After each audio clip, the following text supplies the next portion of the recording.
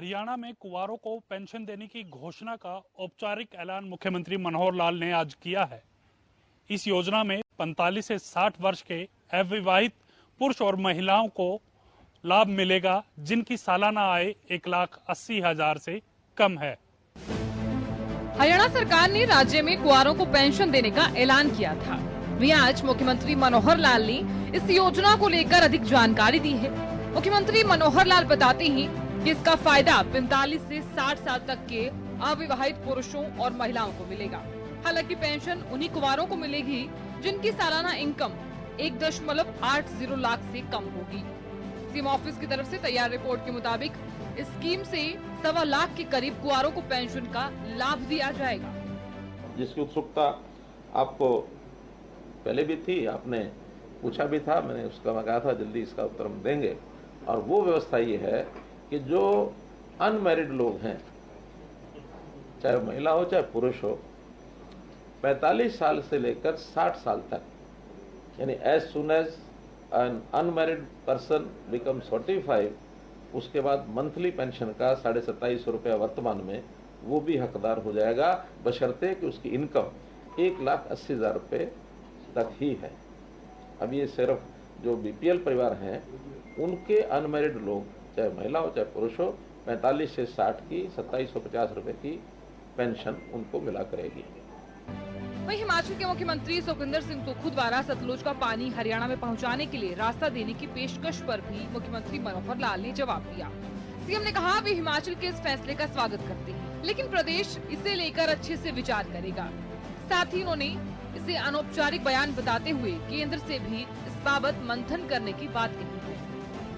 Informal बातें हैं, सुझाव हमारे पास भी आए हैं, अभी इसका ऑफिशियल कहीं भी कोई, लेकिन मुख्यमंत्री उन्होंने ऑफर की है, क्योंकि कोई एसवाइएल की आवश्यकता उनकी नहीं है, एसवाइएल की आवश्यकता तो हरियाणा की ही है, तो आवश्यकता हमारी है, हम उसका अध्ययन करेंगे। सीधा पानी आपको सतलुज का सीधा हरियाणा को ही दे देंगे, पंजाब को बाईपास ही कर देंगे। मेरा क्या कहना है, ये उनकी ऑफर है, मैं स्वागत करता हूँ, उसका दिक्कत नहीं है, लेकिन फॉर्मली जब हम इसका विचार करेंगे, हमारा डिपार्टमेंट विचार करेगा, टेक्निकल चीजें हैं, और केंद्र से भी हमको एक बार बात करनी पड़ेगी कि जो पहले वाला समझौता है, आखिर वो समझौता भी उसके बदले में ये पक्की बात हो तो ठीक है, नहीं तो ऐसा ना हो कि आगे प्रसाद मिला नहीं तो पीछे वाला कुत्ता ले गया। इस दौरान मुख्यमंत्री ने सीएम सुक्खू के बयान पर भी जवाब दिया, जिसमें उन्होंने कहा था कि हिमाचल से एसवाईएल का पानी देने के लिए हरियाणा रास्ता बताए। हालांकि मुख्यमंत्री ने इसको अनऑफिशियल स्टेटमेंट करार दिया है। हरियाणा में इन दिनों मानसून पूरी तरह से सक्रिय है। पूरे प्रदेश भर में मानसून सक्रिय है। ऐसे में मौसम विभाग की तरफ से अलर्ट जारी किया गया है।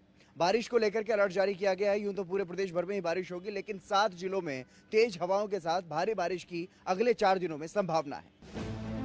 हरियाणा के सभी जिलों को आज मानसून ने कवर कर लिया है। कई जिलों में झमाझम बरसात हो रही है। वहीं बताया जा रहा है कि अगले कुछ घंटों में राज्य भर में बारिश का दौर शुरू हो जाएगा। चंडीगढ़ में मौसम विभाग ने 7 जिलों में भारी बारिश का अलर्ट जारी कर दिया है। इनमें पंचकुला, अंबाला, यमुनानगर के साथ ही दक्षिण और दक्षिण पूर्व के गुरुग्राम, मेवात, पलवल और फरीदाबाद जिले शामिल हैं।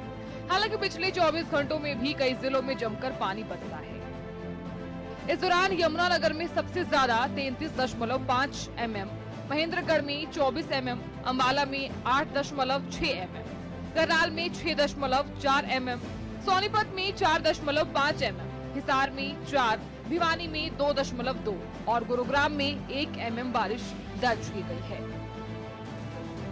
मौसम विभाग द्वारा जारी की गई भारी बारिश की चेतावनी के बीच कुछ जिलों में 40 से 60 किलोमीटर स्पीड से हवाएं चलने की भी संभावना बताई गई है। चंडीगढ़ मौसम विभाग द्वारा जारी अलर्ट के अनुसार हरियाणा में 4 दिन तक मानसून एक्टिव रहेगा, यानी प्रदेश में 9 जुलाई तक बारिश जारी रहेगी। मानसून एक्टिव रहने के कारण सूबे के धान किसानों को भी बड़ी राहत प्रदान हुई है। जुलाई में अच्छी बारिश के संकेत मिलने से यह तय हो गया है कि सूबे में धान की रोपाई में तेजी देखने को मिलेगी। इससे फसल उत्पादन पर भी अच्छा असर देखने को मिलेगा। हालांकि लोगों को गर्मी से भी राहत मिल पाएगी। हालांकि पिछले 24 घंटों की अगर बात करें तो प्रदेश भर में अलग अलग जगहों पर बारिश का दौर जो है वो देखने को मिल रहा है और इसी तरह से अगले आने वाले 4 दिनों में भी ये दौर यूं ही चलता रहेगा। इसे लेकर के किसानों में खासा उत्साह देखने को मिल रहा है। किसानों के चेहरे पर खुशी है। जो किसान धान की रोपाई करने वाले हैं उनके लिए कहीं ना कहीं एक बड़ी राहत की बात है जो बरसात अब हो रही है। हालांकि किसानों के लिए एक अपील भी की गई है। किसानों को सावधानी बरतने की अपील की जा रही है।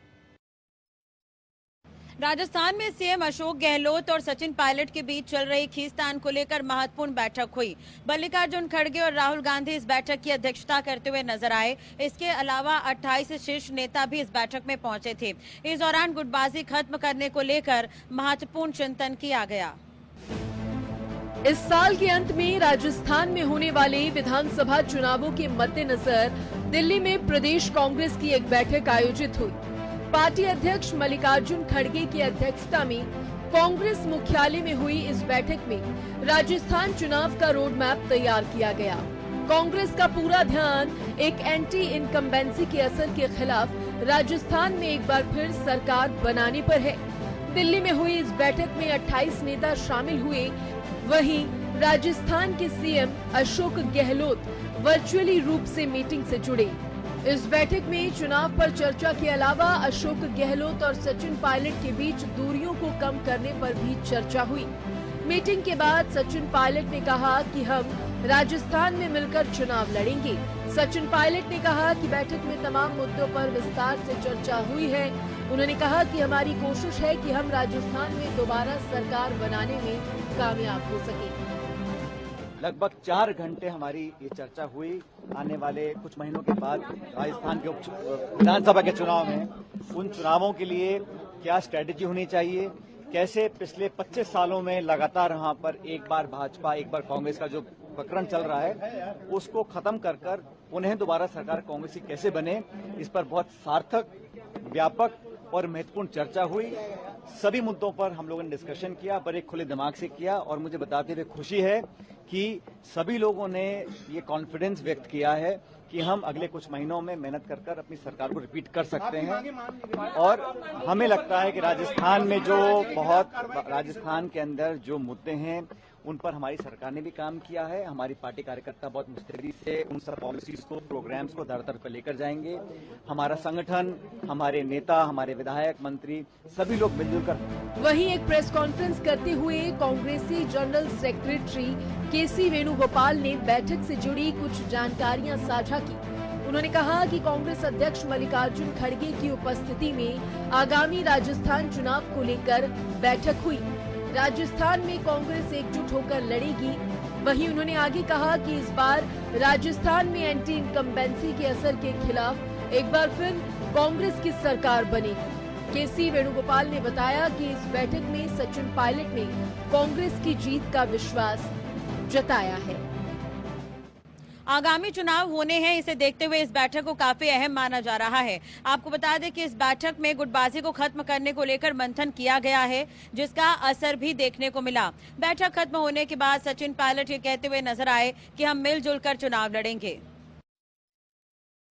राजस्थान के मुख्यमंत्री अशोक गहलोत की मुश्किलें लगातार बढ़ती नजर आ रही है। दरअसल दिल्ली की राउज एवेन्यू कोर्ट ने उन्हें नोटिस जारी कर तलब किया है। दरअसल यह पूरा मामला जब का है जब अशोक गहलोत ने केंद्रीय मंत्री गजेंद्र सिंह शेखावत के ऊपर आरोप लगाए थे। अब उसी मानहानि के मामले में अशोक गहलोत को नोटिस जारी किया गया है।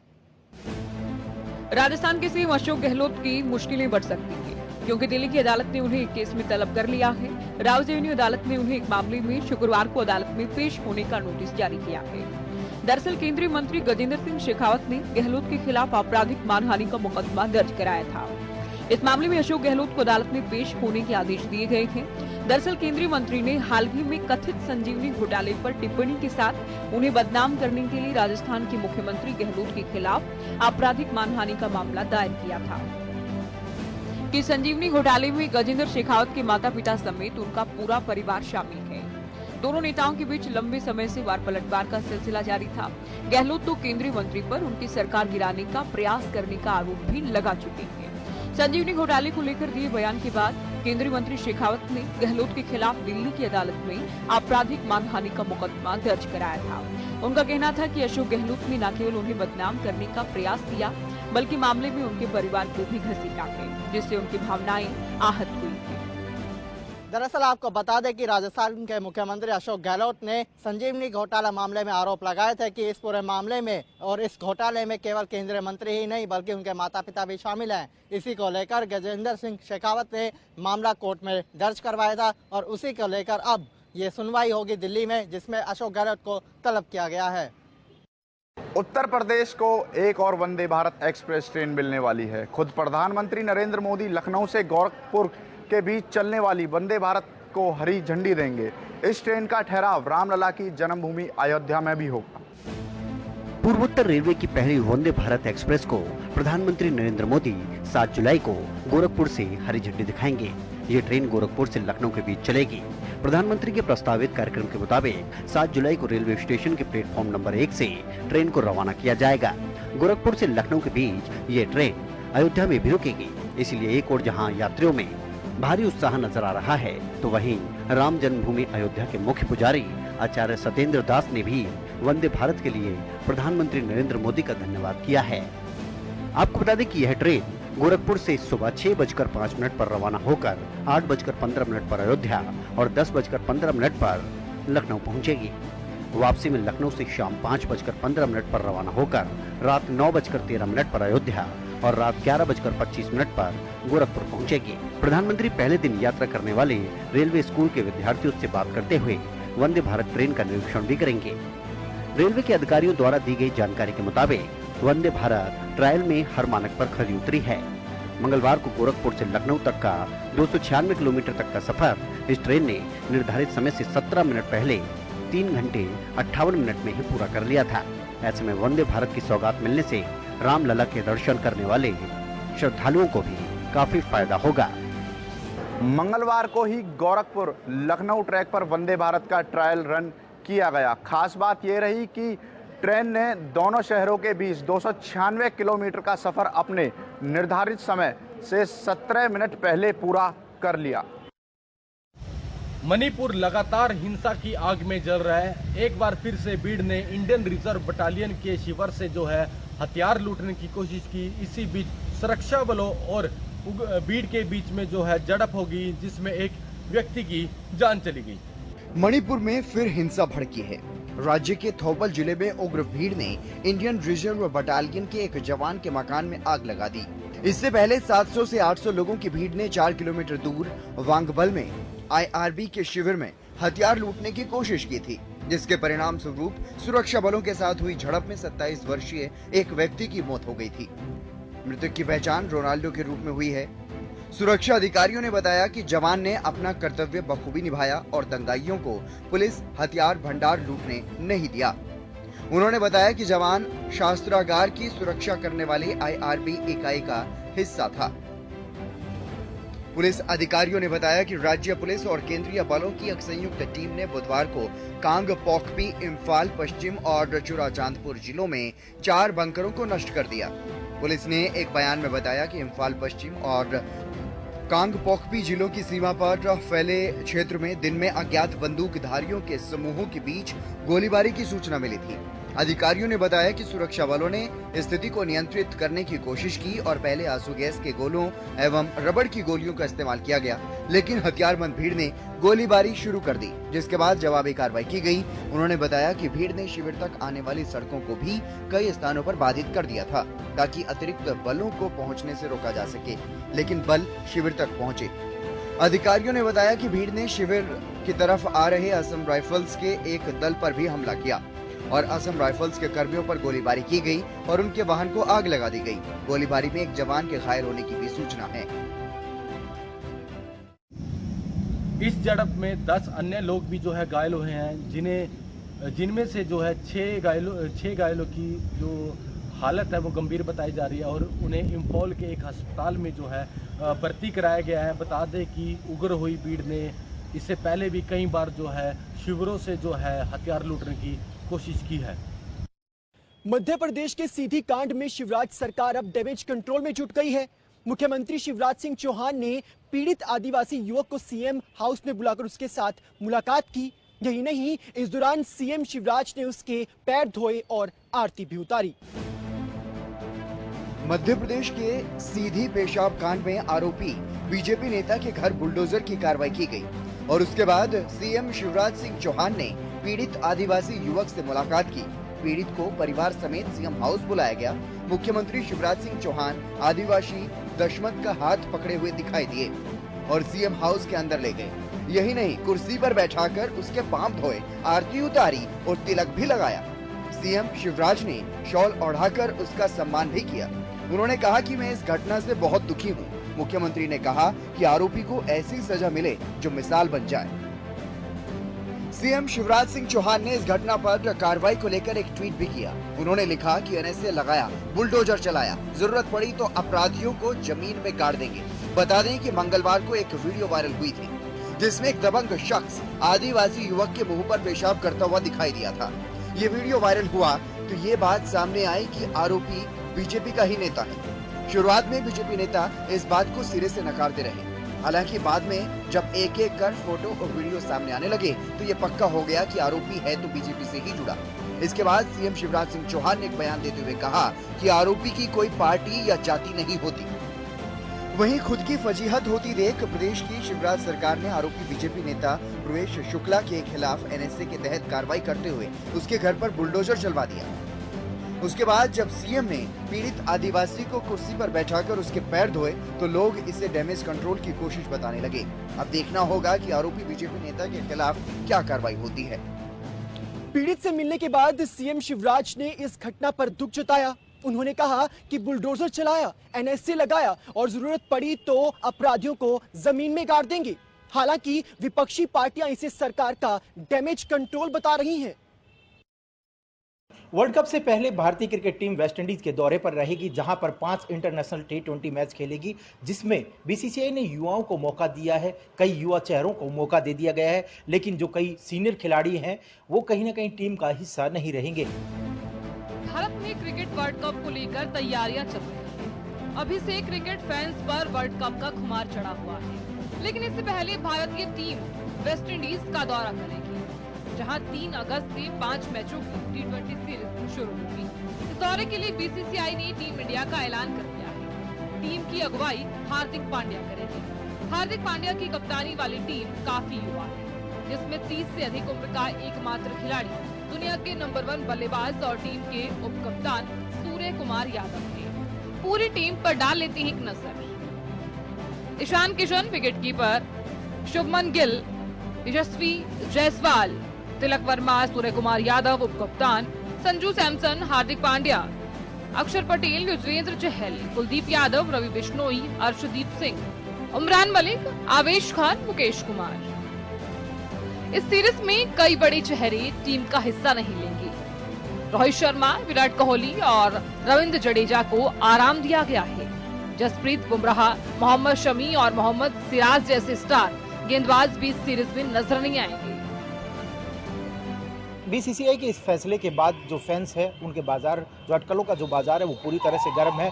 चीफ सेलेक्टर अजीत आगरकर के आने के बाद में रविंद्र जडेजा हो, विराट कोहली हो या फिर कहीं ना कहीं रोहित शर्मा हो, इनके कैरियर को लेकर चर्चाएं लगातार चल रही है। अब देखना होगा आगामी रणनीति क्या होगी।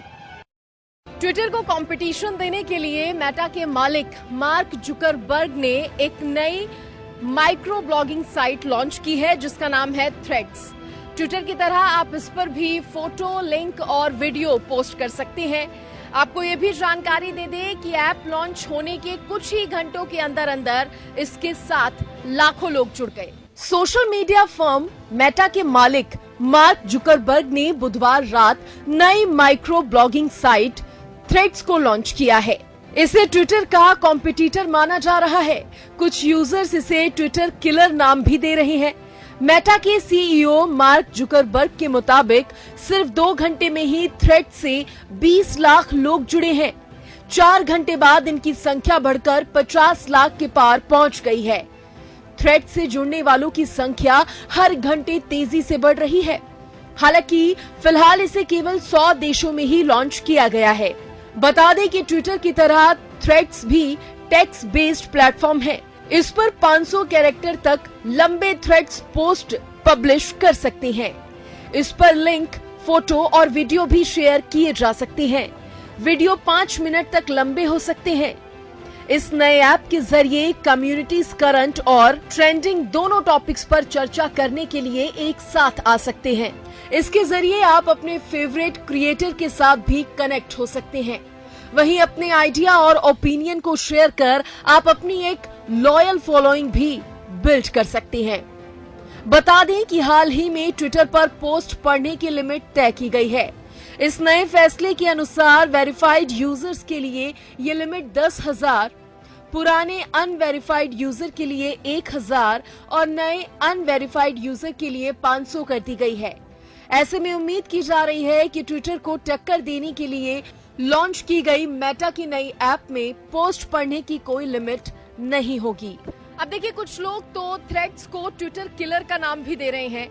खास बात यह है कि थ्रेड्स की लॉन्चिंग ऐसे समय में हुई है जब ट्विटर ने अपने यूजर्स के लिए पोस्ट पढ़ने की एक लिमिट सेट कर दी है।